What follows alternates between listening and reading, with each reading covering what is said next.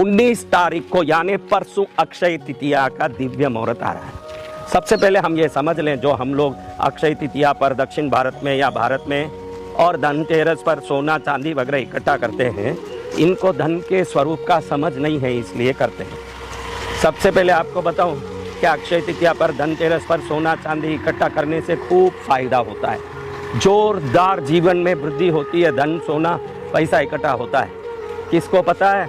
जिस दुकान वाले से आप ये सब खरीद के लाते हैं, उस दुकान वाले का आपका कुछ होने वाला नहीं, क्योंकि जितना आप माल लेके आए हो, इतना पैसा चुका के उसको लाए हो, वो पैसा पहले आपके घर में रुपये के रूप में पड़ा था, अब वो सोना या चांदी के रूप में परिवर्तित हो गया। फर्क कुछ नहीं हुआ। पहले भी उतना धन आपके घर में नोटों के रूप में था, अभी भी उतना धन आपके घर में चांदी या सोने के रूप में है। लेकिन घर में महिलाओं को और पुरुषों को सोना चांदी इकट्ठा करने की जो नशा है, वो ऐसे धनतेरस के दिन, अक्षय तृतीयों के दिन भाग भाग के कुछ खरीदने का विशेष रूप से उनको उत्साहन देता है। लेकिन आपको मैं बता दूं सबसे पहले कि अक्षय तृतीया का विशेषता क्या है। अक्षय यानी क्षय यानी खत्म होना, क्षीण होना। क्षीण शब्द से क्षय शब्द आया। क्षय रोग यानी टीबी जिसको कहते हैं, ये बीमारियां जितनी भी होती है, क्षय रोग और ये सब रोग धीरे धीरे देखोगे तो शरीर गलता ही जाता है। जो खत्म हो ना हो वो क्षय है, कभी भी खत्म ना हो और खूब बढ़ता ही जाएं, बढ़ता ही जाएं, बढ़ता ही जाएं, उसको अक्षय कहते हैं। जैसे न्याय और अन्याय और डालो तो वो शब्द विरुद्ध शब्द हो जाता है। न्याय का विरुद्ध शब्द है अन्याय, जैसे क्षय का विरुद्ध शब्द है अक्षय। अक्षय यानी उस दिन किया हुआ कोई भी काम बढ़ता ही जाता है, बढ़ता ही जाता है। तो उस दिन सबसे पहले करने जैसा अगर कोई काम है आपके जीवन में, तो उस दिन भगवान के, देवी देवताओं के घर में पूजा करके आशीर्वाद मांगना सबसे बढ़िया काम है। क्योंकि उस दिन मिला हुआ आशीर्वाद अक्षय बन के, अनंत आशीर्वाद बन के निरंतर आपके जीवन में सुख शांति के रूप में आता ही रहेगा। करने जैसा काम है कि आपके बच्चे कोई बड़ी पढ़ाई करना चाहते हैं, तो उस दिन बैठ के पढ़ना।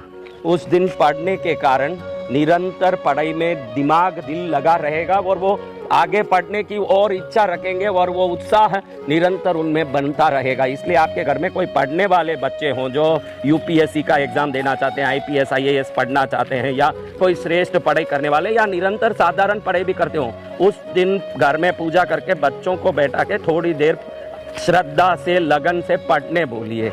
उस दिन करने जैसे काम कुछ है और हम दुकानों में जाके खरीदारी करते रहते हैं। हमको मालूम नहीं है कि उस दिन हम खर्चा करके जो पैसा हम एकदम खर्च करते हैं, हमने कोई भी चीज़ लाया, चांदी का सिक्का, सोने का सिक्का, सोने का आभूषण, आभरण, कुछ भी लाया, लेकिन हम खर्च करके लाए हैं ये कोई नहीं समझता।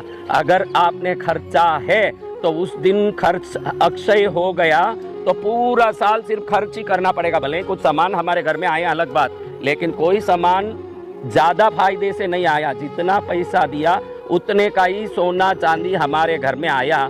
तो जो पैसा था वो किसी धातु में बदला, लेकिन उस दिन जो परिवर्तन के कारण जो खर्च हुआ, क्रिया तो खर्च का हुआ, क्योंकि पैसा पहले भी घर में था, वो अभी चांदी सोना बन के आ गया। तो वो जो राशि का वैल्यू था वो ना तो घटा ना बढ़ा, उतना ही घर में है। लेकिन उस दिन हमने क्या काम किया? खर्चने का काम किया दुकान में जाके। तो अक्षय तृतीयों पर कुछ भी खरीदते हो तो निश्चित वो खरीदारी आपको साल भर कुछ न कुछ खर्चा देता रहेगा और बड़े खर्चे आपके जीवन में आते ही रहेंगे। तो अक्षय तृतीयों में खर्च करने से अच्छा है घर में पूजा करें, बच्चों को अच्छे से पढ़ाएं, अच्छे कपड़े पहनें, घर में खुश रहें, बढ़िया भोजन बनाएं, घर में सब अच्छी शब्दों का, अच्छे वातावरण का, अच्छे व्यवहार का माहौल बनाएं और प्रेम और अपनेपन का बढ़िया से उस दिन वातावरण बनाएं, ताकि वो शांति और आनंद का अक्षय कृपा आपके ऊपर पड़े।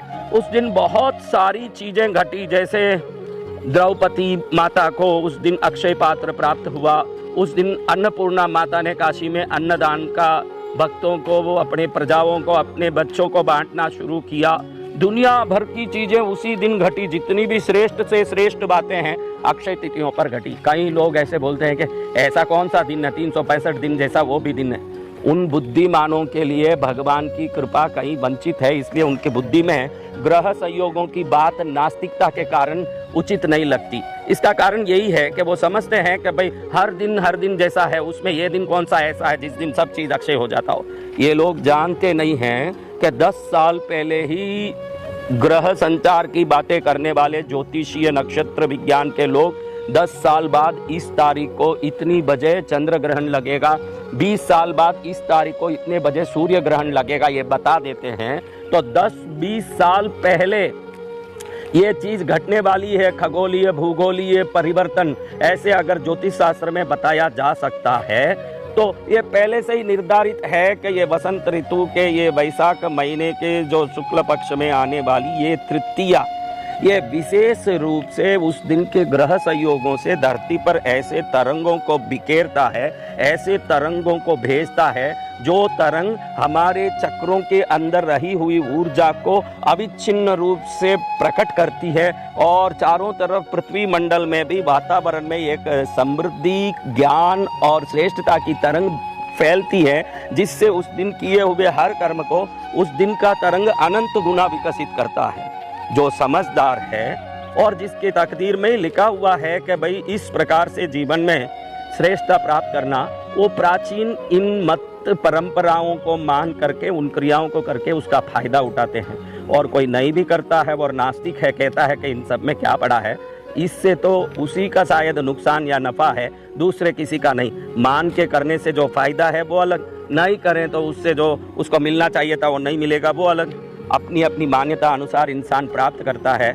और हम अक्षय तिथियों पर श्रेष्ठ वस्त्र, श्रेष्ठ स्नान आदि कर्म करके, घर में पूजा पाठ करके, घर के लोगों के लिए अच्छा भोजन, घर के लोगों से प्रेम भरा वातावरण से बर्ताव व्यवहार और घर में श्रेष्ठता का आनंद का उस दिन अगर हम परिपालन करेंगे तो यही काफ़ी है। इससे ज़्यादा कुछ बाजार में जाके मार्केटों से वो लाना ये लाना, उससे खर्च की क्रिया कभी सफल नहीं करेगी हमारे जीवन को, क्योंकि अभी 2 दिन ही बाकी है। परसों 17 तारीख, 18 तारीख और 19 तारीख को ही अक्षय तिथियाँ मनानी है, क्योंकि 19 तारीख को सुबह 10 बजे के बाद से निरंतर अगले दिन सुबह 7 बजे तक ये अक्षय तिथियों का मुहूर्त रहेगा। अगर आप विशेष कुछ करना चाहते हैं तो 20 तारीख को सूर्योदय के समय, यानी मनाना 19 तारीख को ही अक्षय तिथिया है, लेकिन 20 तारीख को सूर्योदय के समय तिथिया की तिथि रहेगी। तो वो रोहिणी नक्षत्र में लग रहा है। तो रोहिणी नक्षत्र भगवान कृष्ण का नक्षत्र है और रोहिणी नक्षत्र का चिन्ह है रथ, यानी वाहन। तो आप विशेष करके घर में आपके 2 व्हीलर, कार, जो भी साइकिल जो भी आपके पास है, उन सबको धो के, उन सबको व्यवस्थित आप चंदन कुमकुम की टिक्की लगा के, पुष्प की माला पहना के अगर धूप दीप करते हो, घर के ही वाहनों का जो पहले से है उसको धो के शुद्ध करके उन सब का पूजा करते हो, तो उस दिन अक्षय तिथियों में रोहिणी नक्षत्र लगा होने के कारण वो रोहिणी नक्षत्र को बलवान करेगा ना। जब रोहिणी नक्षत्र बलवान होगा तो अक्षय तिथियां आपके लिए अखंड वरदान देने वाली तिथि बनेगी और आपके जीवन में भी उसका पूरा लाभ प्राप्त होगा।